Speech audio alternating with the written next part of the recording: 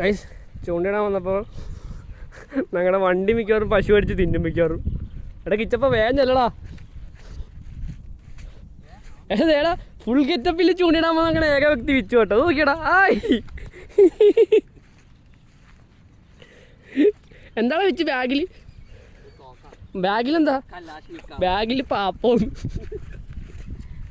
എടാ പശു മറ്റേ ഇതടിച്ചിട്ടാണുള്ള പരിപാടിയിലാടാ, വണ്ടി അടിച്ചിട്ടുള്ള പരിപാടിയിലാടാ. എടാ ചാണത്തി ചവിട്ടിയടാ. ചവിട്ടി അരച്ച് കളഞ്ഞടാ. എടാ അറിയാതെ ചവിട്ടിക്കഴിഞ്ഞാ മുടി വളരൂതാ. അയ്യേ